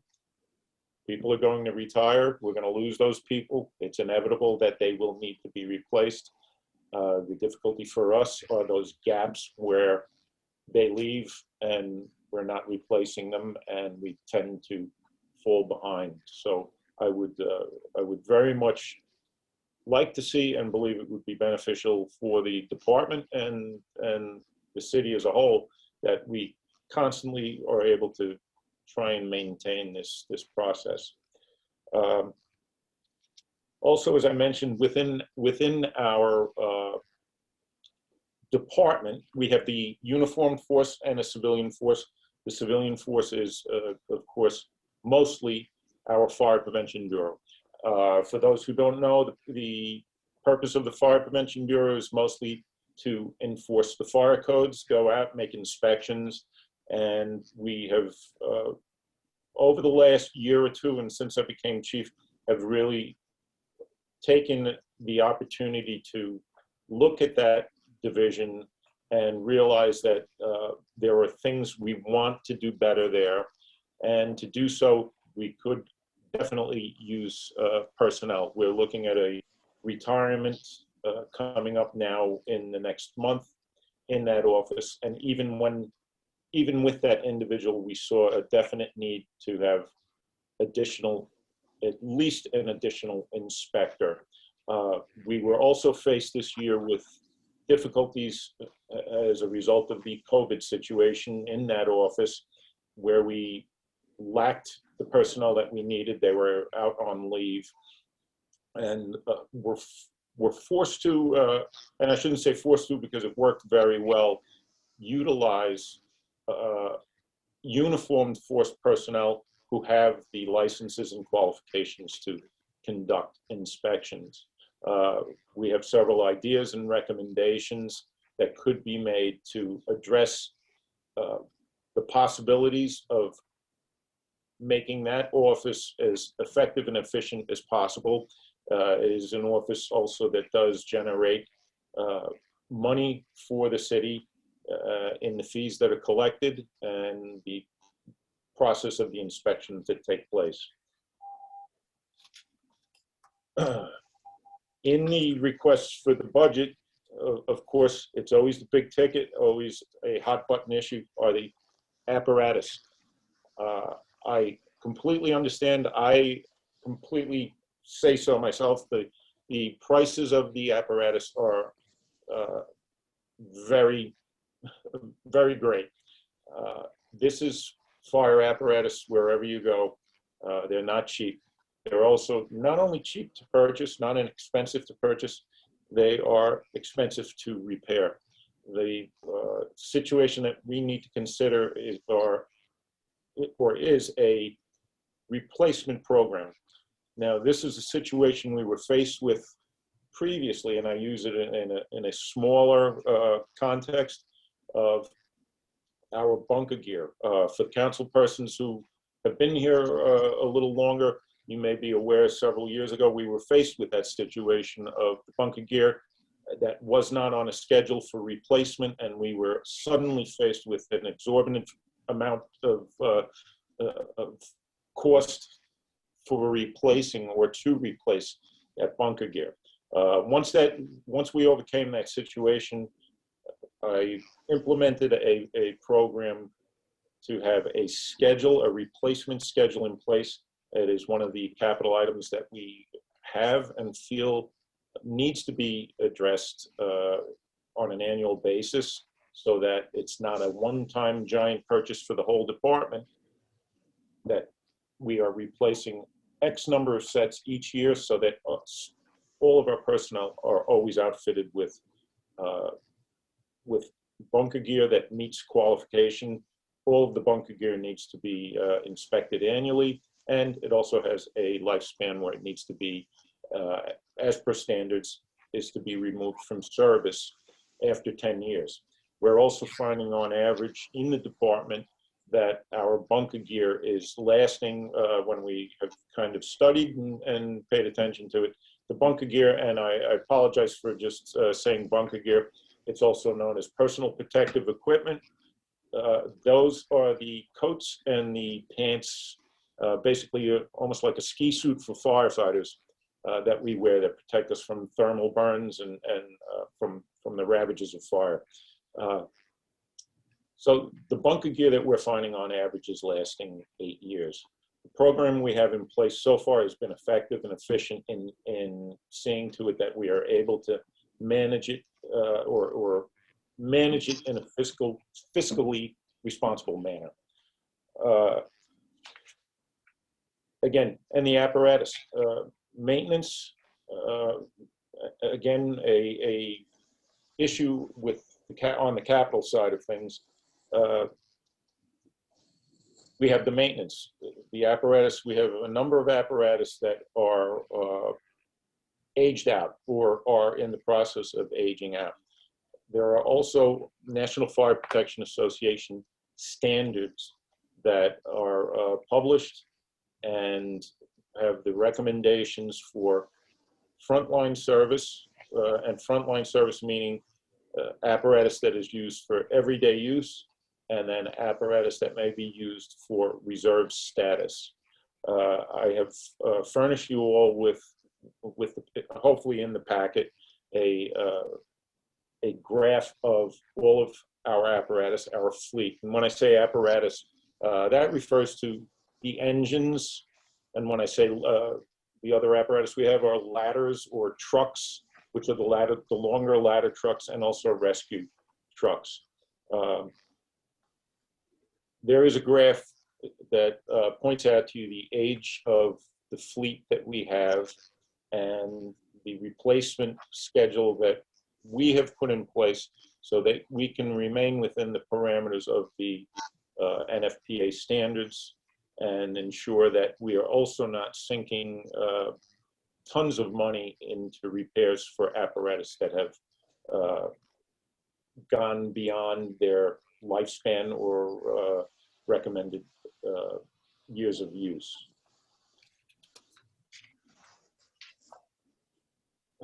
The operating budget, we did make every effort. There was information that was passed down to us that we should and need to make every effort to stay within our operating budget. This demanded some sacrifices in some lines last year so that we could ensure that the apparatus was maintained and kept operational. And again, I'm not crazy about it myself. The cost to have these repairs done, they are very expensive to maintain and repair. But you have to also realize that a fire engine isn't just like your Chevy. It has very complicated equipment on it, pumps that pump water, the ladder trucks with hydraulic ladders that need to be raised and lowered. So they are very, very expensive to maintain. And with our most recent purchase, we took every effort to ensure that we were, along with it, we factored into the purchase plan an extended maintenance program to help with that. And fortunately, we have been very successful with that apparatus with minimal problems. And we would love to get ourselves on track, on schedule with apparatus, an apparatus replacement schedule that will prevent us from having these exorbitant and excessive maintenance payments, maintenance costs. I just want to check my notes and see if there was anything I was missing.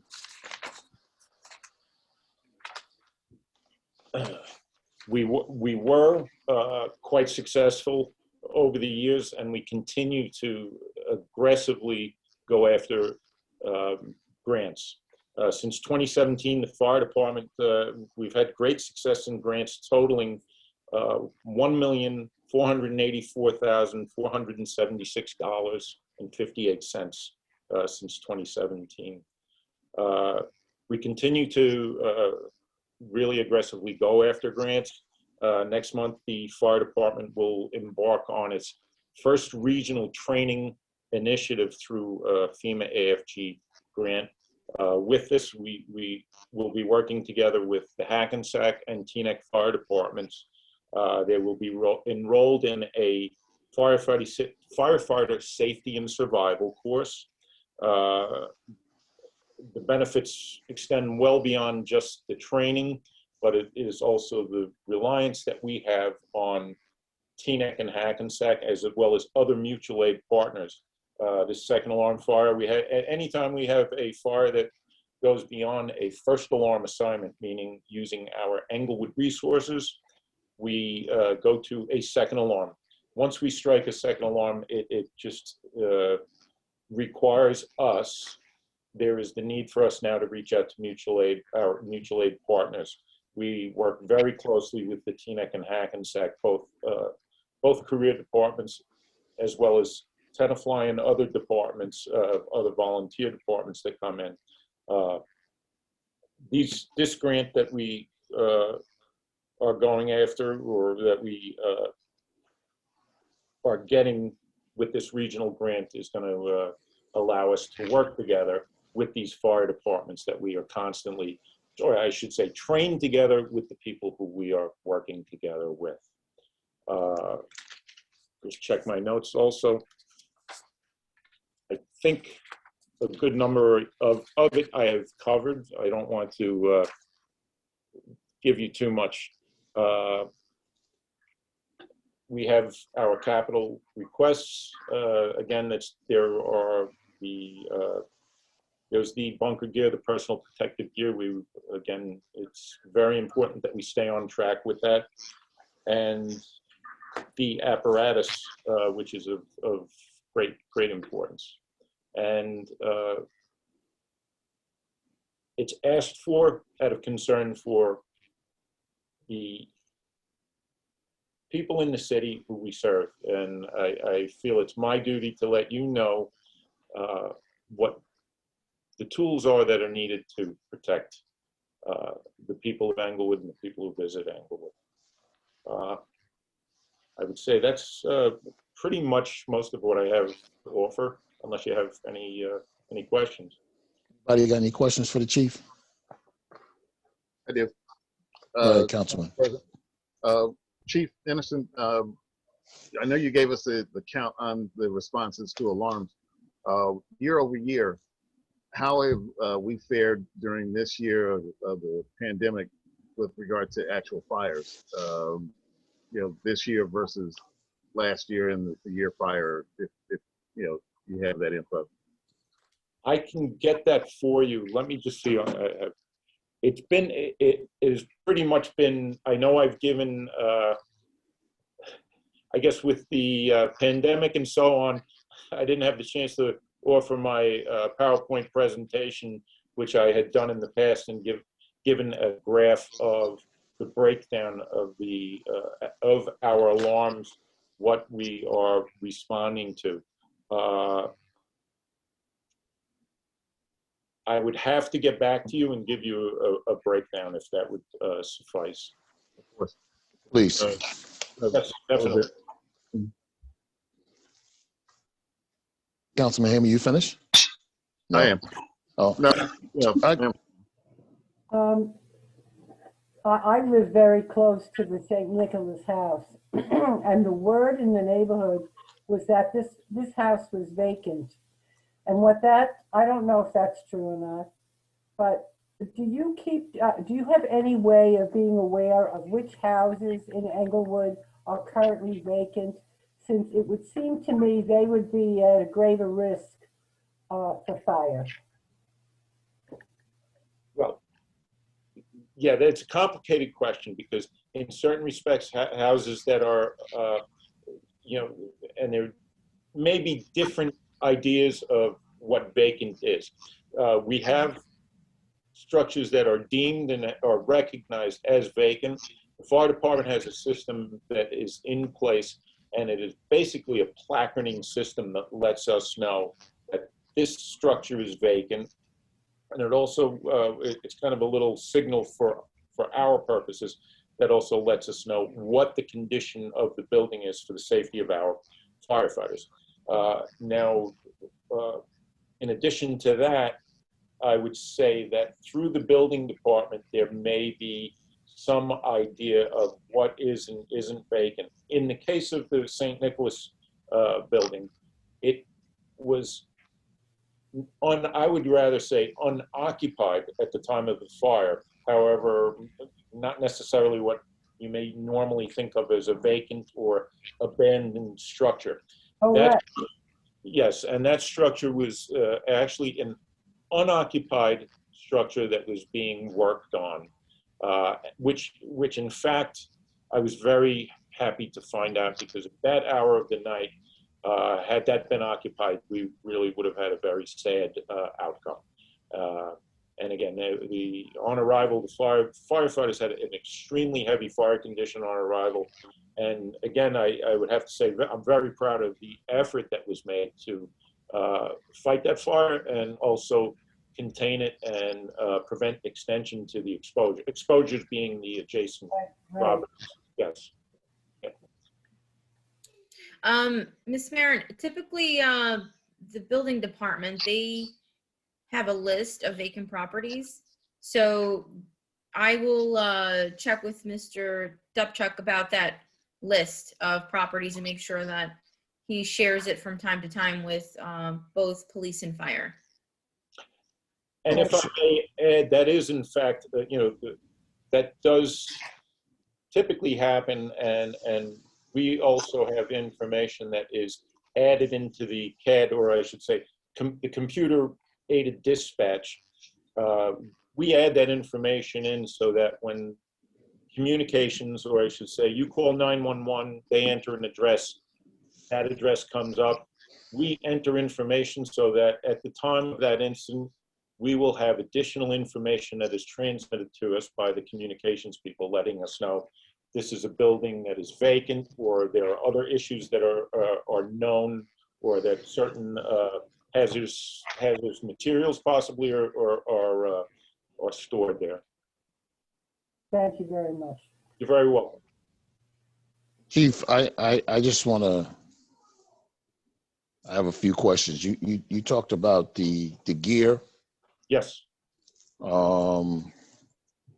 So I just want to make sure some of the ask that you have from a capital is the gear. And I see on one page you have the replacement in 2021 of a truck and an engine. Yes, sir. So what is it? I mean, that last time we priced a truck was $1.2 million, I believe. Yes. Right. And the engine that we bought in 2018 cost us about $650,000. So you're saying you're asking us for about $2 million in apparatus? I just want to understand that. Yeah, I would say we can refer to it as asking or recommending, and it's my recommendation based on our observations of the condition of the fleet we have now.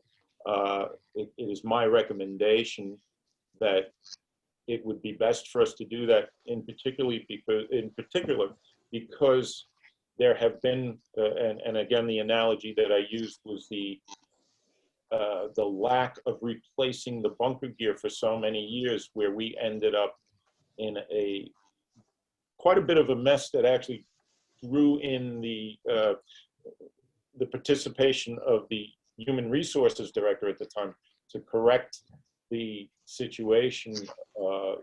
We were suddenly faced with having a large amount of bunker gear that was condemned, and it was a tremendous financial burden on the city to have to replace all of that. And in addition to having to replace it, it doesn't happen overnight, and it required us to now go out and rent personal protective gear for our firefighters while we waited for the orders to be processed, which are at the very least 90 days. We have to get vendors out. In that case, we had to get vendors out to measure, and fit the firefighters and then wait until they were actually manufactured. So I would say with the apparatus, I realize it, I get it, and it's only my recommendation to fulfill my oath to ensure that I'm doing what I honestly feel is the best to see that we're able to provide the protection to the city of Englewood. I don't want to turn around and find ourselves here with two or three pieces at one time breaking down. And we have already received very gloomy reports on one of our ladder trucks that they are recommending it will very soon need an engine replacement and other issues to repair that. I think in somewhere in the neighborhood of $80,000, which to me is such a terrible waste on a piece of equipment that I think is at least 25 or 26 years old. So that's what it's not so much ask, it's a recommendation. Chief, those trucks that are much older and are pretty much at the end of their life cycle, have we gone out to auction? Are they able to be auctioned off? I just want to make sure that we get some sort of return. So they get deemed inoperable, okay, but you can still auction them off. You can, Yes. and I would say typically they are not, when they're in such condition and they no longer meet, a big thing is meeting NFPA standards. And to meet the for other agencies to want to even take them, they either need to meet NFPA standards or they would need to put the resources into them to bring them up to those NFPA standards. And typically what you find with these older apparatus is that they have very little value. And I would venture to say that they're in many cases being auctioned to people who are getting them for scrap value. I've also seen on 2 occasions in other municipalities where I think we are very fortunate that we're able to purchase these large pieces of equipment, whereas there are other countries that are unable to have these kinds of apparatuses. So much even the oxygen tanks, which go to waste, right? And it's been my experience that there's a large part of a donation that goes to these underserved countries that pretty much go to a fire with their regular clothes on. So I was just wondering if there was any outreach to our community, you know? Yes, in fact. Let me just interrupt that. We had a issue with that, and Councilman Hamer knows that as well. In order for that to happen, that has to be a resolution driven by the governing body for any action on any city equipment. If you wanted to donate it, if you wanted to auction it, it has to be approved by the council, because we had an instance like that. No, I'm well aware of that. Yeah, that okay. you have the ultimate authority. Right. Well, we just have to do that. But getting back to these numbers, I think that Sonia, these numbers are included in your budget here. Yes. For both. I think that maybe we should talk to Millennium Strategies about this issue, and also reach out to Bill Pasquarello, because he's in charge of what did he say? He's the chairman of the police and fire committees, so he may be able to help with some funding as well.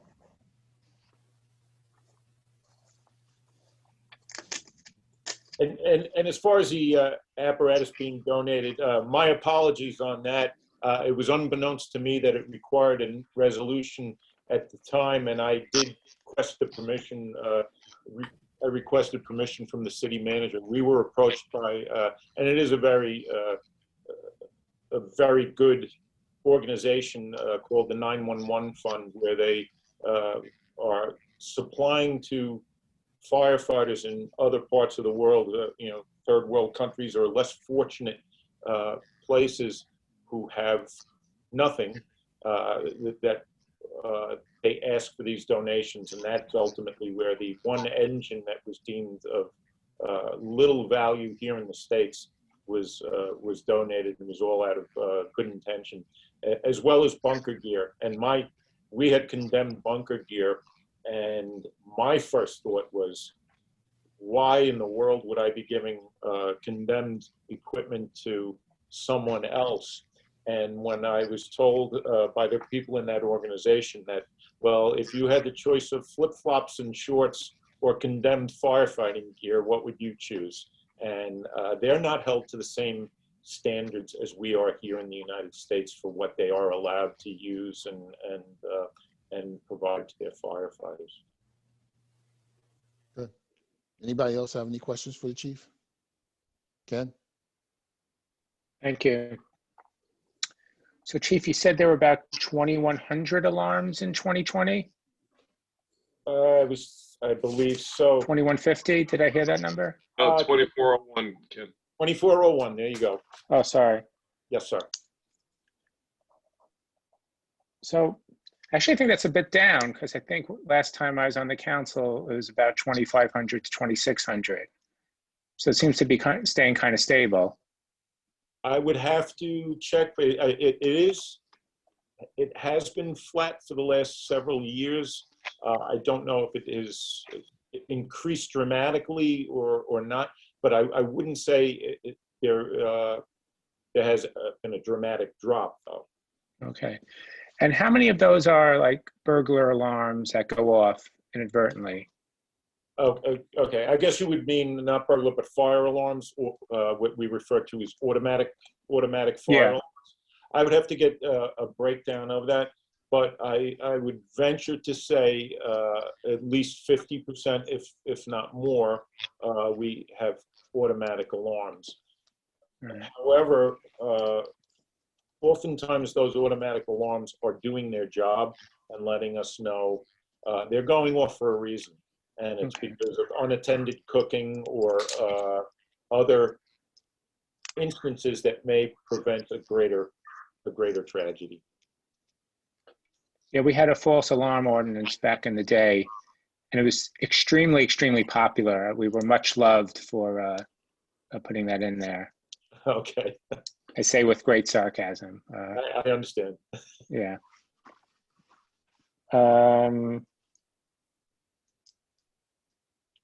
Okay, I think that's my question. Thank you. Anybody else? Okay. Chief, thank you. Thank you very much for your time. Yep. Have a good evening. You Stay too. safe. Thank you. And good work today. Thank you, Thank you. Chief, and thank you to all the staff members that went out today. Thank you. I'll let them know. I think we're going to open this up to the public now. If anybody has any questions, name, address, 2 minutes.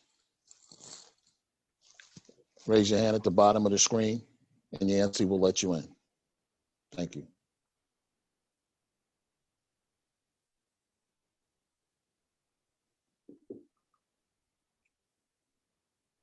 Sorry, was muted. Okay, first one is Colette Thompson.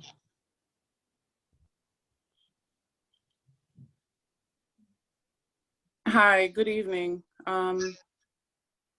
This is, I don't know where I'm going to start. Ken Rosenzweig, your question to Merle as to a timeline regarding food hunger. I mean, that really holds no time limit. And if you were aware to what has been happening in Inglewood, you wouldn't have, been sensitive before you asked that question. The people that are homeless in Inglewood, a few of them are old classmates of mine, actually, So, and as far as mental health, I mean, they're not crazy. They're just down on their luck. They just, things happen in life. There's homelessness all over the world. So I think we need to, instead of asking, maybe we should call the county and do all of this. No, let's do the work and just maybe talk to them, bring them sneakers, talk to them, bring them food. I mean, TJ Southern Kitchen has opened up her kitchen to them. Maybe we need to do that. Don't be afraid of them. They're not going to hurt you. They are community members, have grown up in this town, in the 4th Ward, 2nd Ward, wherever ward they live. They have been born and bred in Englewood. So I think we need to just be a little more sensitive to that before we, condemn them or deem them mentally ill or whatever. So that's one thing. And food insecurity is real. And in our town, I want to commend Merle for what she's done in her team at the recreation department. I commend them for what they've done.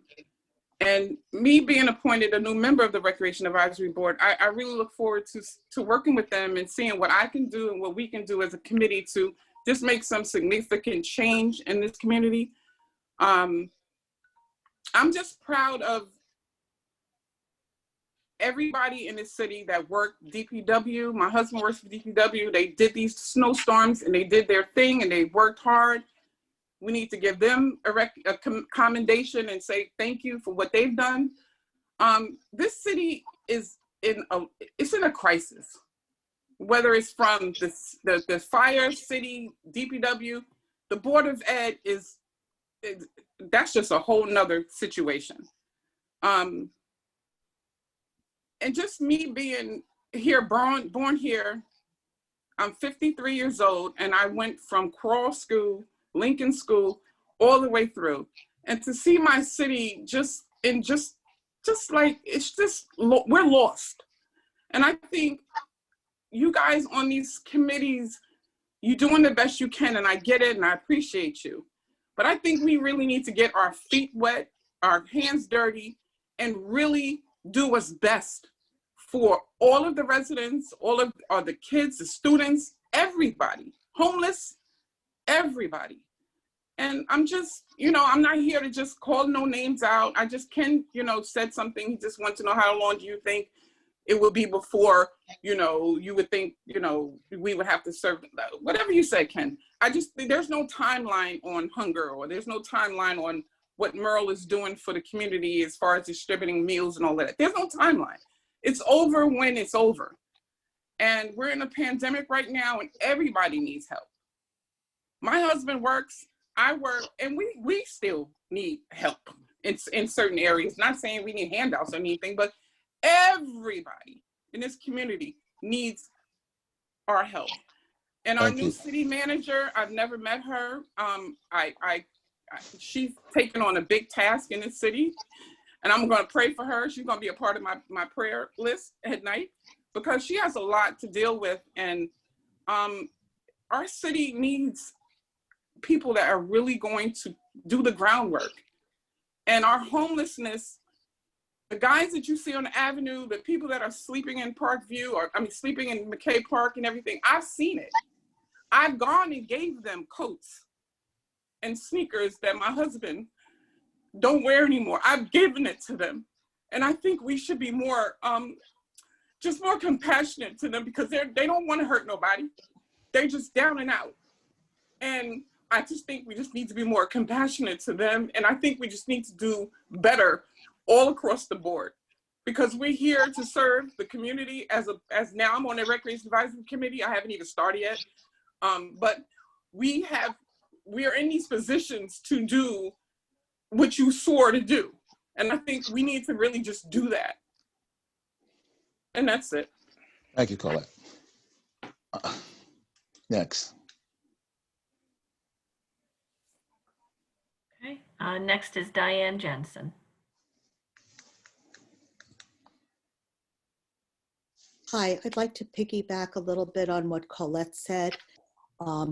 Pre-pandemic, we had students on free or reduced lunch at 64%, and that's based on 2017 to 2019 data as published in U.S. News and World Report for our city. That was then, it's much worse now. But I also would like to say, I do think we do need to reach out to the county for some help, because they could help with, they have a rapid rehousing program. They could help pay for security deposits, moving costs. There can be a lot of things that can be done with the county, with some of their resources, in conjunction with the sensitivity Colette said we need to have. And then lastly, I do want to commend Ms. Alves Viveros. I want to thank you for your professional budget presentation. You know, it's really appreciated that you started off with your accomplishments in the short time that you've been with us, and then you spoke about your goals and objectives for 2021, I should say, as a part of your budget presentation. And I'm hoping that as part of next year's budget process, we will be able to hear a summary of each department's accomplishments for 2021 and their departmental goals and objectives for 2022 and what their needs are in meeting those goals and objectives, putting those right in the budget, and measuring the outcomes. So thank you very much. Thank you.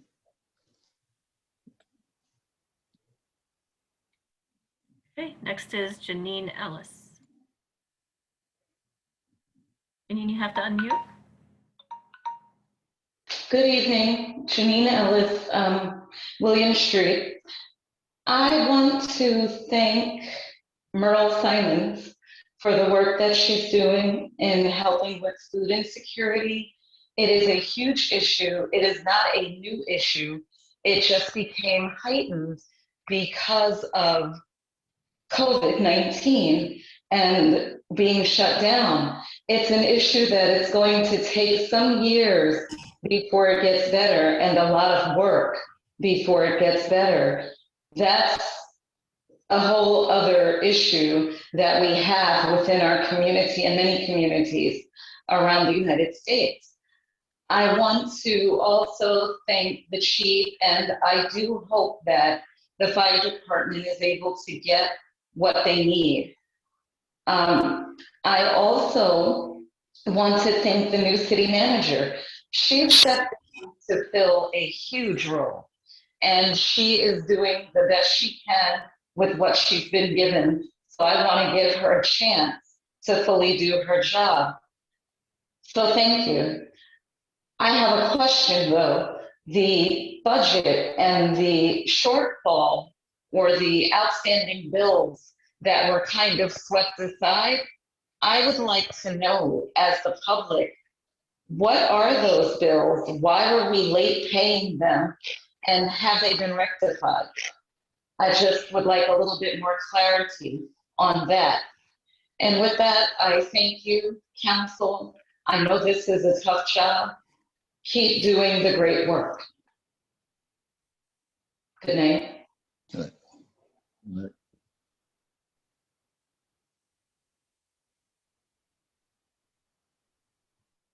No one else? Okay. Gonna move to close the public session. Need a motion and a second to adjourn So move. this meeting. I'll second it. All in favor? Aye. All right. We're adjourned. Night. Everyone. Good night, everyone. All right. Night, Franz.